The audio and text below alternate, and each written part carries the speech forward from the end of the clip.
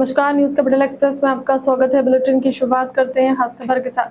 मध्य प्रदेश में सीधी पेशाब कांड मामला थमने का नाम नहीं ले रहा है। आज शनिवार को राजधानी भोपाल स्थित प्रदेश कांग्रेस कार्यालय के सामने अनुसूचित जाति विभाग प्रकोष्ठ के कार्यकर्ता ने भारी संख्या में विभाग के प्रदेश अध्यक्ष प्रदीप अहिरवार के नेतृत्व में विरोध प्रदर्शन कर रैली निकाली। वहीं काफी संख्या में पुलिस बल तैनात किया, साथ ही बैरिकेड लगाकर वाटर कैनन लगाए गए हैं। राज्यपाल को ज्ञापन देने वाले कार्यकर्ताओं को पुलिस ने बीच रास्ते में ही रोक दिया है। अनुसूचित जाति के कार्यकर्ता प्रदेश सरकार के विरोध में सीएम शिवराज का पुतला फूका। वहीं विरोध प्रदर्शन कर रहे कार्यकर्ताओं को पुलिस ने गिरफ्तार कर लिया।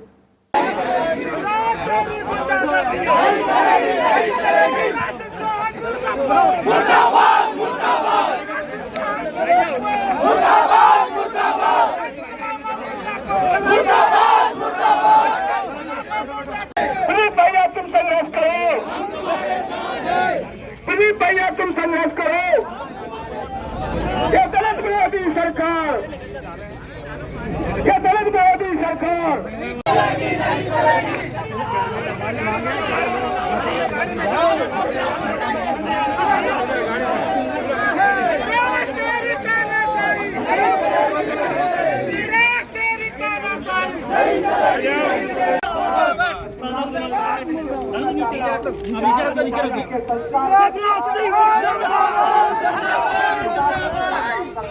सबरा जब जब डरता है पुलिस को आगे करता है। सबरा जब जब डरता है पुलिस को आगे करता है। सबरा जब जब डरता है पुलिस को आगे करता है।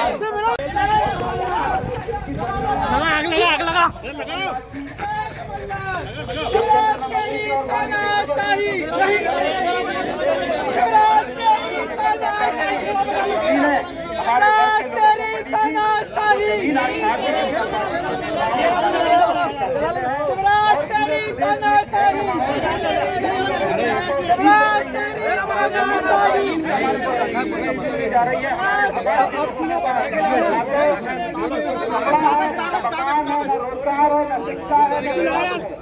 हर मामले मुर्दाबाद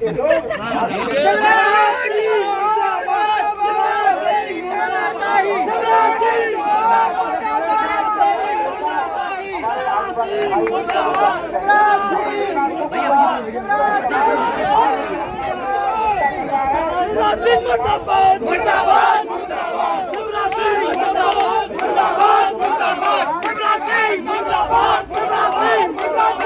विरोध प्रदर्शन किया गया, किस तरीके के इंतजाम पुलिस द्वारा किए गए? पुलिस के द्वारा आज कांग्रेस के एससी मोर्चे के द्वारा कुछ दलित आदिवासियों पर हुई कुछ घटनाओं को लेकर गवर्नर हाउस जाने का उनका ज्ञापन देने का होता, जिनको कि यहीं पर रेड क्रॉस चौराहे के पहले रोक लिया गया है और उनका अभी ज्ञापन हुआ नहीं है। जैसे वो ज्ञापन देंगे हम लोग उसका ज्ञापन प्राप्त करके गवर्नर महोदय को पहुँचाएंगे। माननीय पंकज अहिरवार जी एवं जिला प्रदर्शन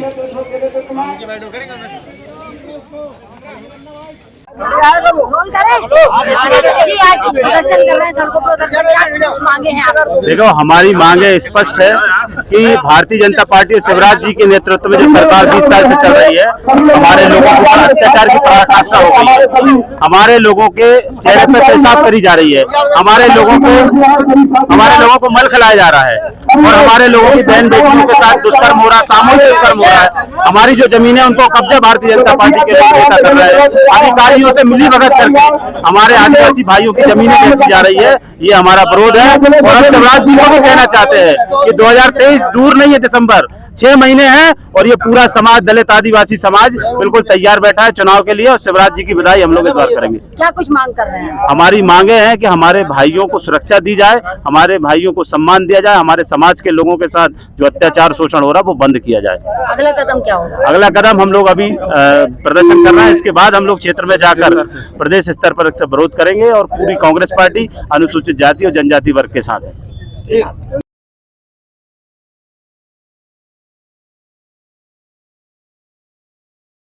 पाप धोने का उन्होंने प्रयास किया। मैं पूछना चाहता हूँ शिवराज सिंह चौहान जी से, लगभग 3400 केस हमारे आदिवासी भाइयों के ऊपर दर्ज है, क्या इन सबके पैर धोएंगे शिवराज सिंह चौहान जी? आज तक न्याय नहीं मिला। नेमावर में हमारे आदिवासी परिवार के 5 लोगों को उनकी हत्या की जाती है, उनको 10 फीट गड्ढे में, एक ही गड्ढे में गाड़ा जाता है, उनको आज तक न्याय नहीं मिला। मंदसौर में एक आदिवासी को पिकअप के पीछे पैर से घसीट के उसको मार दिया जाता, न्याय नहीं मिलता। महू में हमारी एक आदिवासी बहन की हत्या होती है और उसके न्याय के लिए जब हमारा आदिवासी समाज वहां पे धरने पे बैठता है तो शिवराज की पुलिस गोली चला के वहां के निर्दोष आदिवासी व्यक्ति भेरूलाल की हत्या करती है। और सबसे बड़ी अन्याय की पराकाष्ठा तो तब हो गई जब उसके पिताजी उस घटना स्थल पर नहीं थे, तो भेरूलाल आदिवासी के पिता के ऊपर भी पुलिस प्रशासन ने सरकार के दबाव में गलत तरीके से प्रकरण पंजीबद्ध किया। तो चारों तरफ न कानून है न कोई व्यवस्था है।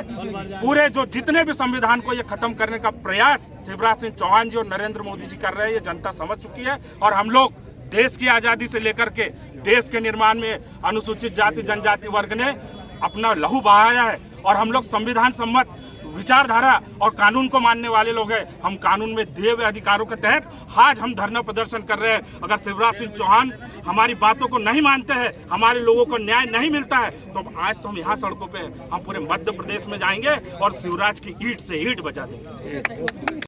भोपाल रेत डंपर मालिकों ने की बैठक। रेत ठेकेदार से गाड़ी मालिकों की मांग नियम विरुद्ध काटी जा रही है। रॉयल्टी दोगुना वसूली जा रहा है। गाड़ी मालिकों का पैसा ठेकेदार खजानों से दे रहे हैं।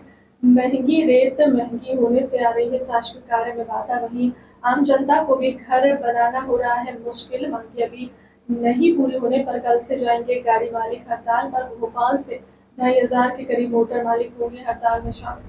ठेकेदार की तानाशाही, ठेकेदार की तानाशाही, रेत यूनियन, रेत यूनियन, ठेकेदार की मनमानी, हमारी मांगे, हमारी मांगे, हमारी मांगे,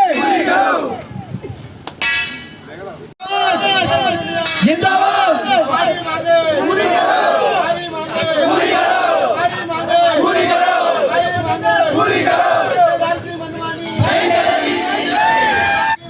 हमारी मांगे पूरी करो, हमारी मांगे पूरी करो, हमारी मांगे पूरी करो। 10 जगह में 700 फीट, 12 जगह में 1000 फीट, ये हमारी मांगे है।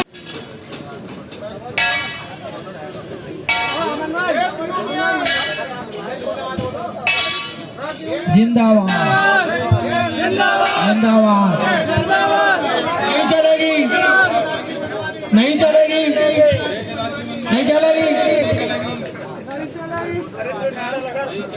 आज आपके द्वारा मीटिंग रखी गई थी, क्या आपकी मुख्य मांग है? मेरा नाम आजाद सिंह ठाकुर, मैं भोपाल से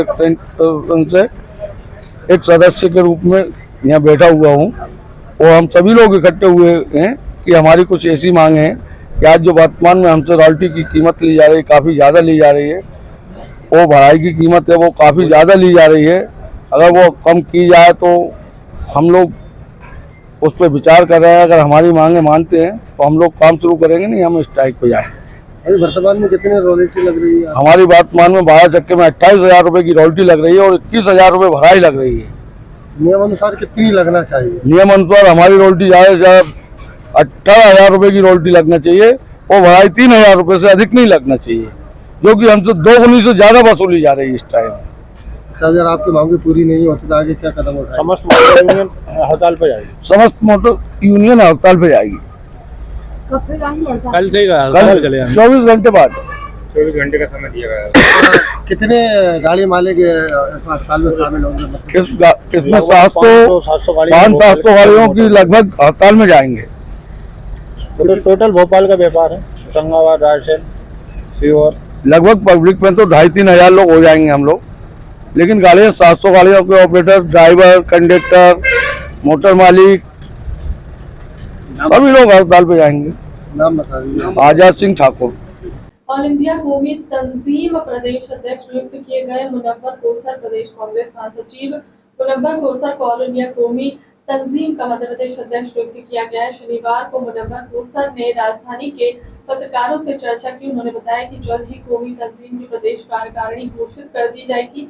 साथ ही उन्होंने सामान्य नागरिक संहिता पर कहा है कि देश में विभिन्न जातियां, विभिन्न समुदाय के लोग रहते हैं, सबकी अपनी अलग परंपरा है। ऐसे में यूसीसी लाना चुनावी झांसा है। सीधी पेशाब कांड सामने आया था, जहाँ भाजपा कार्यकर्ता ने एक आदिवासी युवक के ऊपर पेशाब कर दिया, जिसके बाद मुद्दा बहुत हाईलाइट हुआ। शिवराज सिंह चौहान ने सीएम हाउस में बुलाकर उस आदिवासी के पैर धोए और माफी मांगी।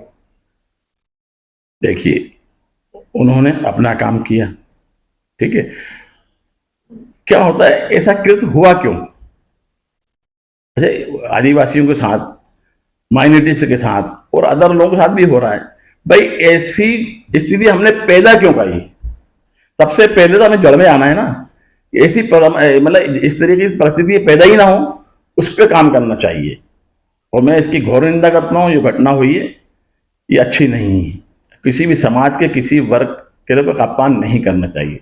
अभी हाल ही उसके अंदर जुड़ सकते हैं नहीं, जो भी मोहब्बत करने वाला है, आपसी मोहब्बत, आपसी भाईचारा जो कोई भी करे वो जुड़े।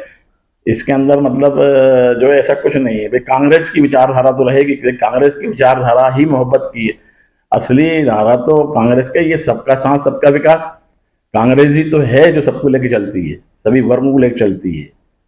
तो इसमें जो भी लोग होंगे जो चाहते हैं कि हमारे मुल्क में, प्रदेश में अमन और शांति रहे, सद्भावना रहे, आपसी भाईचारा रहे, वो लोग जुड़े, उनका स्वागत है।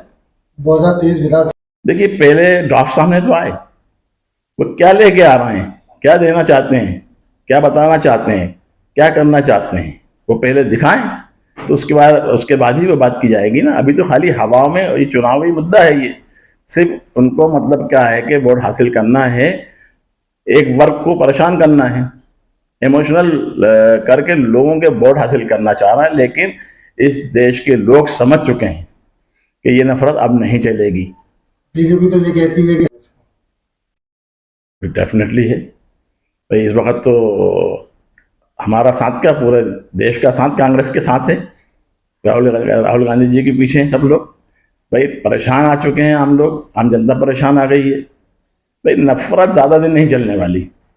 ये देश नफरत तो देता ही नहीं है, इसलिए नफरत बोई जा रही है, जो कि उग नहीं पा रही है। भाई, देश के लोग तो आपस में मोहब्बत करने वाले हैं, प्यार करने वाले हैं, एक दूसरे का साथ देने वाले हैं, तो नफरत कहाँ चलेगी?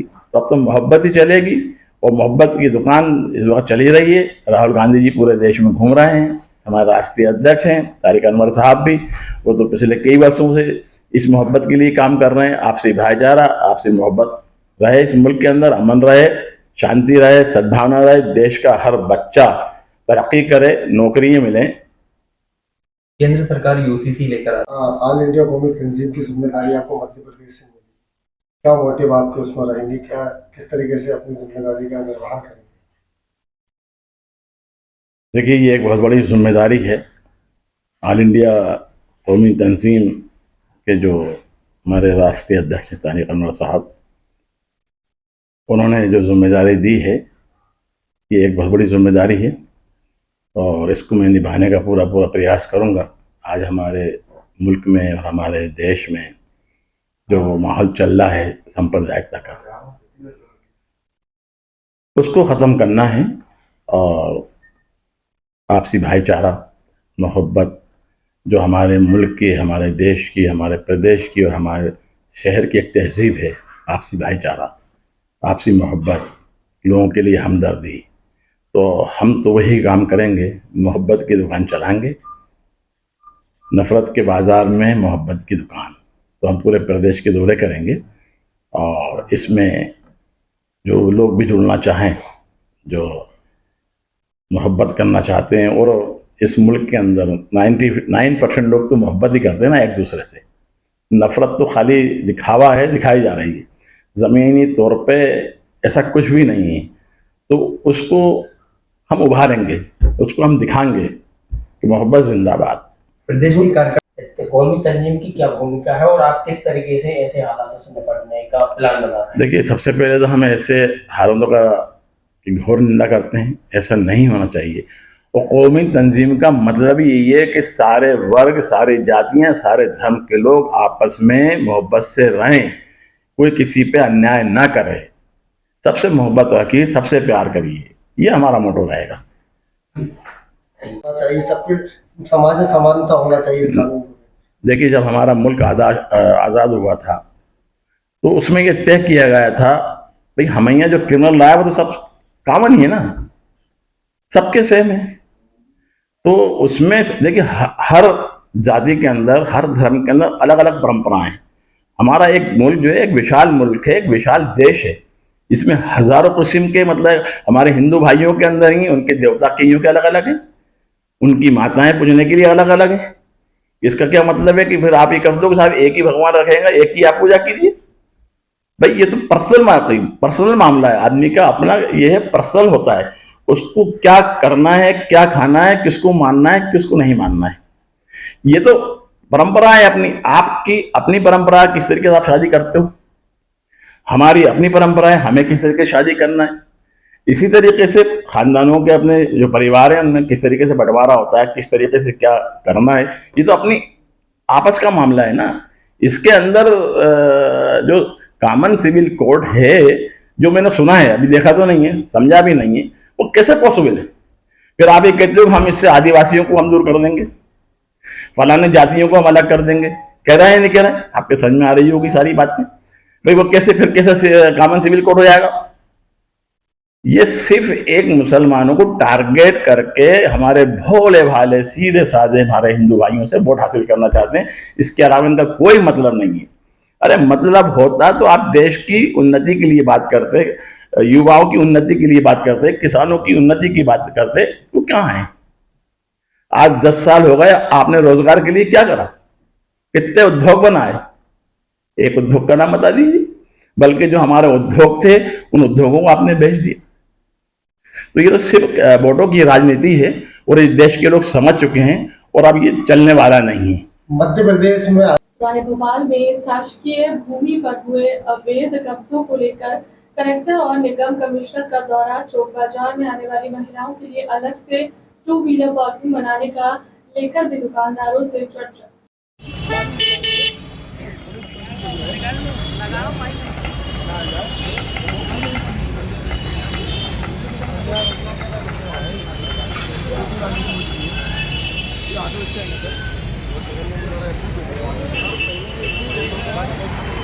उनके द्वारा पहले भी कार्रवाई करी गई थी, अभी भी आगे भी कार्रवाई करी जाएगी। उनके द्वारा कुछ और चिन्हांकित किए गए हैं। जहां तक जलभराव वाली बात है, वहां पर हम लोगों ने आइडेंटिफाई किया है और अभी तात्कालिक व्यवस्था क्या हो सकती है उसके लिए प्लानिंग कर ली गई है।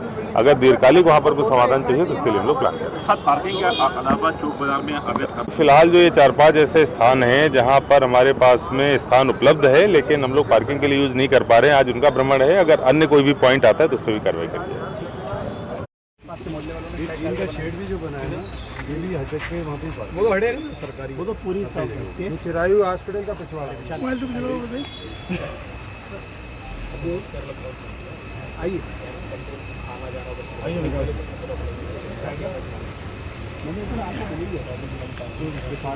जितने भी स्कूल्स हैं उनको बुलाया गया था और उनसे 2 बातें हम लोगों ने करी हैं। एक तो जो बसों का अनुबंध स्कूलों के द्वारा होता है और इसके साथ साथ उन स्कूलों में जो पेरेंट्स के द्वारा अनुबंधित वाहन रेगुलरली आते हैं, उन दोनों की सूची हमको वो उपलब्ध कराएं, जिसको हम लोग उनकी रेगुलर चेकिंग भी करेंगे, वेरिफिकेशन भी करेंगे, उनको थोड़ी बहुत ट्रेनिंग भी दिलवाएंगे, जिससे कि जो सुरक्षा है बच्चों की उसको सुनिश्चित किया जा सके। इसके साथ सभी से ये भी बातचीत हुई है कि उनके यहाँ की जो यूनिफॉर्म्स हैं और किताबें हैं, जो भी शिकायतें आती हैं कि एक ही जगह मुँहमांगी मनचाही कीमत पर मिलती हैं, उसके स्थान पर कम से कम 3 जगहों पर उनकी यूनिफॉर्म और किताबें मिले, जिससे कि सभी पेरेंट्स को सहूलियत हो और अच्छे रेट पर चीज़ें मिल सकें। सर बारिश को लेकर क्या देखिए, पुराने शहर को लेके जो यहाँ के खासतौर पर व्यापारिक संघ के प्रतिनिधि हैं वो मिले थे और उनके द्वारा ये बात संज्ञान में लाई गई थी कि कई जगहों पर ऐसी अनयूज स्पेसेस पड़े हुए हैं जहाँ पर हम लोग पार्किंग बना सकते हैं। कई जगह ऐसी हैं जहाँ पर लोग परमानेंटली अपनी गाड़ी पार्क करा के चले गए हैं, कंडम वाहन भी खड़े हुए हैं। तो हमारे पास में जगहें उपलब्ध हैं, लेकिन उनका पार्किंग के रूप में विधिवत उपयोग नहीं हो पा रहा है। ऐसे अभी तक 2 स्थान मेरे द्वारा देखे गए, हवा महल के पास में और एक जहाँ पर हम लोग खड़े हैं, वहाँ पर हम लोग मैकेनाइज्ड पार्किंग प्लान करेंगे और यहाँ पर जो महिलाओं के लिए पार्किंग है उसकी सभी लोगों से बातचीत करके प्लानिंग हुई है ऐसे ही 4-5 और भी स्थान अभी देखने हैं। तो निश्चित रूप से अगर हमारे पास स्थान पड़े हुए हैं, अनयूज्ड हैं या गलत तरीके से उनका उपयोग हो रहा है तो हम लोग उनको व्यवस्थित करेंगे और जितनी भी पार्किंग वहाँ पर संभव होगी उस पार्किंग सुनिश्चित कराएंगे। लगातार आपका एक्शन देख रहा है। देखिए, निश्चित रूप से ये हमारा प्रशासनिक तरीके से अगर देखें तो मूल काम है और सभी लोगों को, चाहे कोई भी ऑफिस हो, चाहे स्कूल हो, हॉस्पिटल हो, सरकारी कार्यालय, सभी का विधिवत समय पर ऑफिस आना अत्यंत आवश्यक है और जो भी हमारे पास में आम जनता आती है उसकी समस्याओं का तत्काल निराकरण हो, यही शासन की प्राथमिकता है, जिस दिशा में प्रयास किया जा रहा है। मुख्यमंत्री शिवराज सिंह चौहान के शाजापुर जिले की गुलाना तहसील में 17 जुलाई को प्रस्तावित कार्यक्रम को देखते हुए आज प्रदेश के स्कूल शिक्षा मंत्री इंदर सिंह परमार ने सीएम राइज विद्यालय और सभा स्थल का निरीक्षण किया। इस दौरान शिक्षा मंत्री का अलग अंदाज देखने को मिला, जहां सीएम राइज बिल्डिंग में बने अलग अलग कक्ष का निरीक्षण किया। उसी दौरान म्यूजिक हॉल में पहुंचकर शिक्षा मंत्री ने म्यूजिकल ढोल बजाकर हाथ साफ किया। इस दौरान मंत्री परमार ने मुख्यमंत्री द्वारा होने वाले गुलाना तहसील के नवनिर्मित प्रदेश के प्रथम सीएम राइज विद्यालय का लोकार्पण समारोह को देखते हुए विद्यालय में किए गए निर्माण कार्य और व्यवस्थाओं को देखा। साथ ही उन्होंने विद्यालय में निर्मित विभिन्न कक्षाओं, लाइब्रेरी, संगीत, डांस प्रयोगशाला, विद्यालय परिसर, उद्यान पार्क आदि का भ्रमण कर जायजा लिया।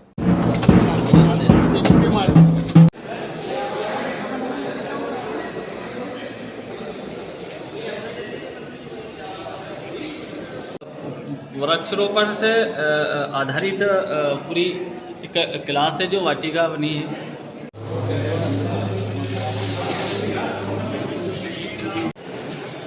यात्रा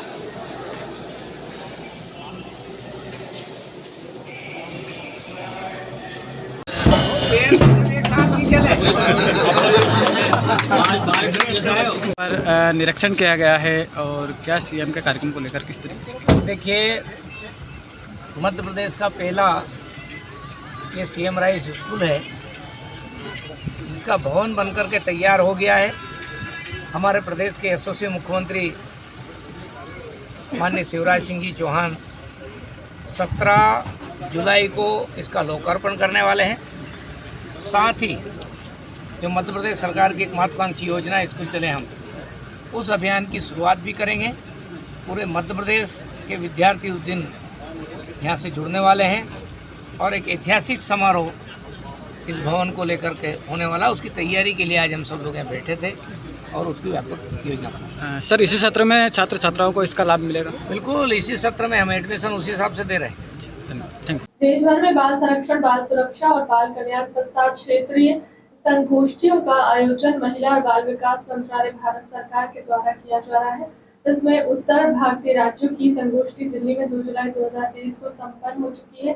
इसी कड़ी में मध्य भारतीय राज्य, इसमें मध्य प्रदेश, छत्तीसगढ़ और राजस्थान शामिल हैं, के लिए संगोष्ठी का आयोजन 9 जुलाई को भोपाल में होने जा रहा है। इसमें केंद्रीय मंत्री स्मृति ईरानी यहाँ शामिल होंगी। अभिनंदन करता हूँ केंद्र की सरकार ने पिछले 9 वर्षों में बाल संरक्षण एवं बाल कल्याण के क्षेत्र में कई सारे ऐसे काम किए हैं जिन्हें माइलस्टोन अचीवमेंट्स माना जाता है। कई सारे कानूनों में बदलाव हुए हैं, कई सारी नई स्कीम्स बनी हैं, कई सारी पॉलिसीज़ के इम्प्लीमेंटेशन के माध्यम से भारत सरकार की, राज्य सरकारों के सहयोग से, ज़िले के प्रशासन के सहयोग से आखिरी पंक्ति के अंतिम बच्चे तक पहुंच बनी है और हम उसको उसके अधिकार देने के लिए प्रयास कर पाए। इन सभी गतिविधियों का डिसेमिनेशन एक सिंपोजियम के माध्यम से देश भर में 7 अलग अलग स्थानों पर किया जा रहा है। पिछली 2 जुलाई को ऐसा कार्यक्रम देश के उत्तरी भाग के 9 राज्यों के लिए दिल्ली के विज्ञान भवन में आयोजित किया गया। इसी कड़ी में कल 9 जुलाई को भोपाल के रविंद्र भवन में मध्य प्रदेश, राजस्थान और छत्तीसगढ़ के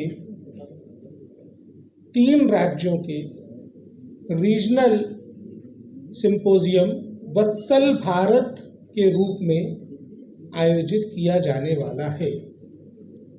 इस आयोजन को भारत सरकार का महिला बाल विकास मंत्रालय लोगों के बीच में नए बदलावों की जानकारी लाने के उद्देश्य से कर रहा है। राष्ट्रीय बाल आयोग को इस वृहद आयोजन में कार्यान्वयन की जिम्मेदारी दी गई है, जिसके निमित्त मैं आज आपको इस आयोजन के संबंध में जानकारी प्रदान कर रहा हूँ। कल 11 बजे रविंद्र भवन में इन तीनों राज्यों के प्रत्येक जिले से हम लोगों ने जो प्रतिभागी आमंत्रित किए हैं, उनके मध्य ये आयोजन वत्सल भारत के नाम से किया जाएगा। वत्सल का जो शब्द है उसका अर्थ होता है बच्चों के प्रति प्रेम लुटाना। नाम रखने का उद्देश्य यही है कि हम जगत को बता सकें किस प्रकार भारत अपने बच्चों के प्रति अपना प्रेम लुटाता है और सरकार के, राज्य सरकारों के क्या क्या प्रयास बच्चों के हित में हुए। राजस्थान और छत्तीसगढ़ के 33 जिले और मध्य प्रदेश के 52 जिलों से प्रत्येक जिले से 10-10 प्रतिभागी इस आयोजन में भाग लेंगे। मध्य प्रदेश में भोपाल संभाग के जिलों से कुछ ज़्यादा संख्या में भी प्रतिभागी भाग लेंगे। हमने ग्राम पंचायत स्तर पर काम करने वाली विलेज चाइल्ड प्रोटेक्शन कमेटी से लेकर के ज़िले में काम करने वाली डिस्ट्रिक्ट चाइल्ड प्रोटेक्शन यूनिट, बाल गृहों में काम करने वाले उनके स्टाफ, चाइल्ड वेलफेयर कमेटीज़ के अध्यक्ष सदस्य और स्टाफ, जुवेनाइल जस्टिस बोर्ड के सदस्यगण, इसके अलावा राज्यों के बाल आयोगों के अध्यक्ष और सदस्यों को आमंत्रित किया है। मध्य प्रदेश राज्य बाल आयोग के अध्यक्ष इस समय मेरे साथ हैं, धर्मेंद्र मौर्य जी। छत्तीसगढ़ राज्य बाल आयोग के अध्यक्ष और सदस्य भोपाल में पधार रहे हैं। कुल मिलाकर के यह अपने आप में एक अनूठा आयोजन इस रूप में होने वाला है कि भारत सरकार की केंद्रीय मंत्री, केंद्रीय सचिव से लेकर के ग्रामीण स्तर तक जो भी बच्चों के अधिकारों के संरक्षण के मामले में पहले रिस्पोंडेंट से लेकर के शीर्षस्थ अधिकारी हैं, वो सभी इस कार्यक्रम में मौजूद रहेंगे। इस कार्यक्रम में केंद्रीय महिला एवं बाल विकास तथा अल्पसंख्यक कल्याण मंत्री श्रीमती स्मृति जुबिन ईरानी जी, राज्य मंत्री श्री डॉक्टर महेंद्र भाई मुंजपारा जी, केंद्रीय सचिव, ज्वाइंट सेक्रेटरी, संयुक्त सचिव, अपर सचिव, सभी लोग कल उपस्थित रहने वाले हैं।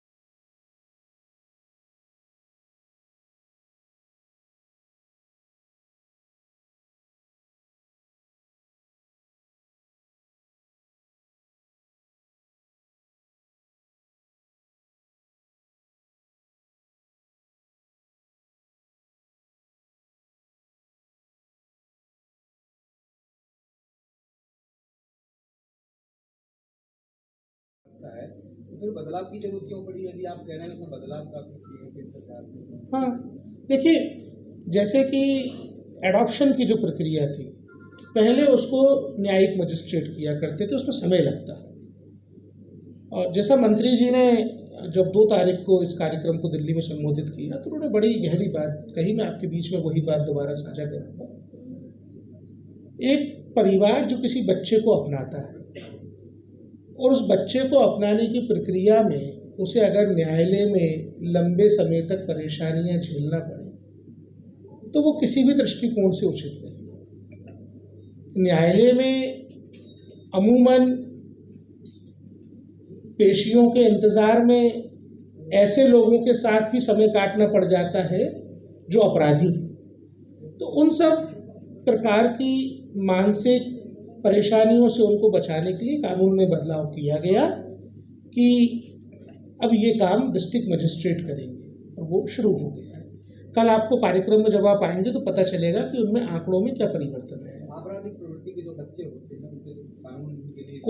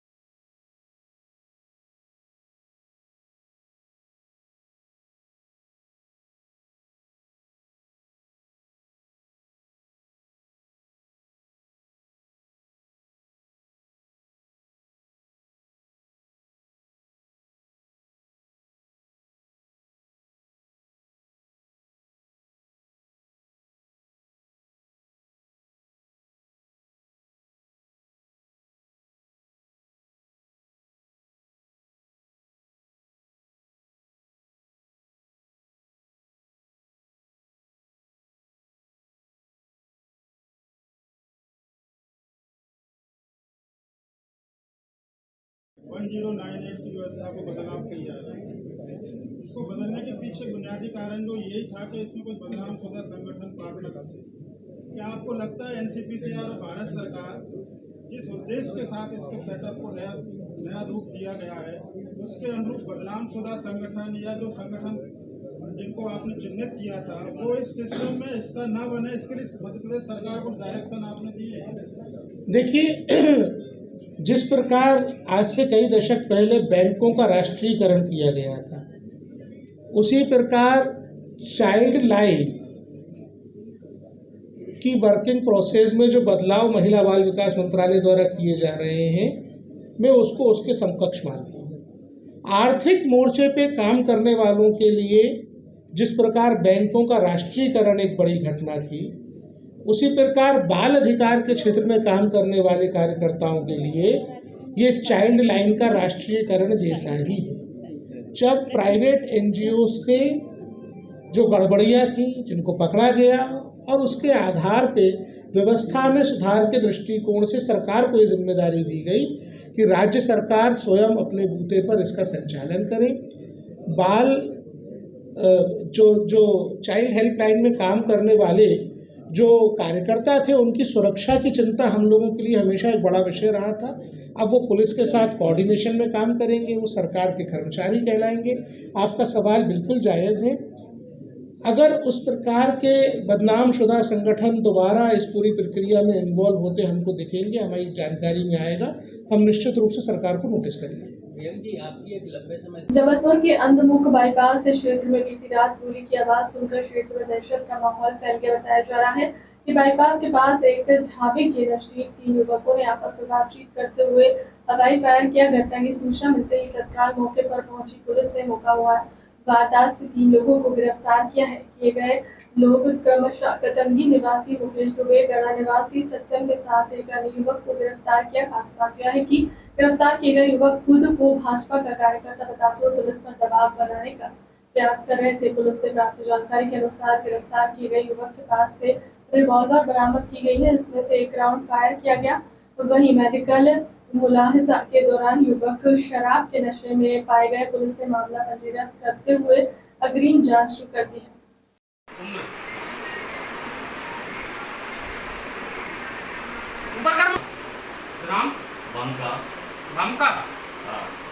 पोस्ट क्या बोले? थाना कटंगी। थाना कटंगी। अरे मित्र रहने दो। मोबाइल नंबर बताओ।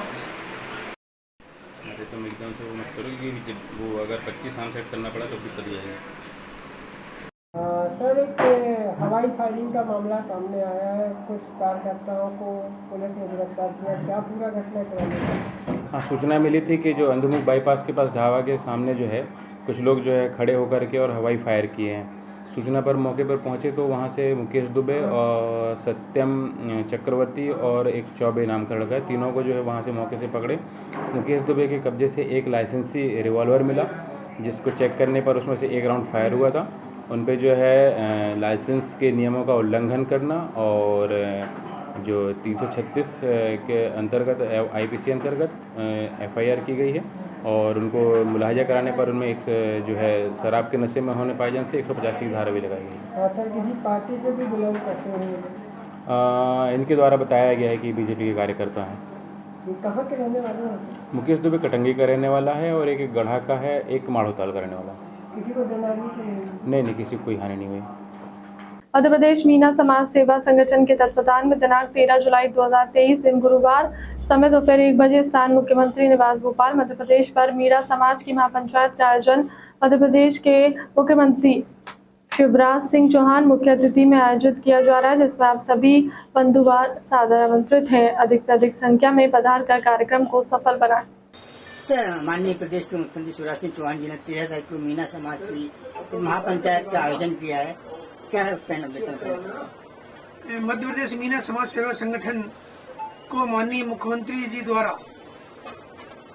13 जुलाई 2023 को महापंचायत CM हाउस में रखी गई है, जिसमें मध्य प्रदेश के सभी 28-29 जिले से मीना समाज यहाँ उपस्थित होगा और अपनी जो समस्याएं हैं वो भी अवगत कराएगा और लगभग 5000 की संख्या में CM हाउस पर 13 जुलाई 2023 को माननीय मुख्यमंत्री निवास पर मीना समाज की महापंचायत होगी। लगातार मीना समाज सेवा संगठन जो प्रयास कर रहा था, जो मेहनत कर रहा था, उसका फल मिलने वाला है। किस प्रकार धन्यवाद देंगे? हाँ, जैसा कि अभी तक तो ये रहा है कि मीना समाज की जो जनसंख्या के आधार पर है लगभग 40 लाख मीना समाज मध्य प्रदेश में निवास करते हैं, लेकिन उसके हिसाब से हमको दोनों पार्टियों से, न BJP से न कांग्रेस से, जो प्रतिनिधि मिलना चाहिए, जो टिकट मिलना चाहिए, वो आज तक नहीं मिले। इसके संबंध में चर्चा की जाएगी और दूसरी समस्याओं के संबंध में भी मुख्यमंत्री से चर्चा की जाएगी और उसका निराकरण कराने के लिए प्रयास किया जाएगा। सर, इस बार जनता से समाज से निवेदन, मैं इस अवसर पर मीना समाज के समस्त बंधुओं से निवेदन करता हूं कि 13 जुलाई 2023 को 1 बजे मुख्यमंत्री निवास श्यामला हाइट्स भोपाल में आकर कार्यक्रम को सफल बनाएं। मैं एडवोकेट संतोष मीना, प्रदेश संगठन महामंत्री, मध्य प्रदेश मीना समाज सेवा संगठन।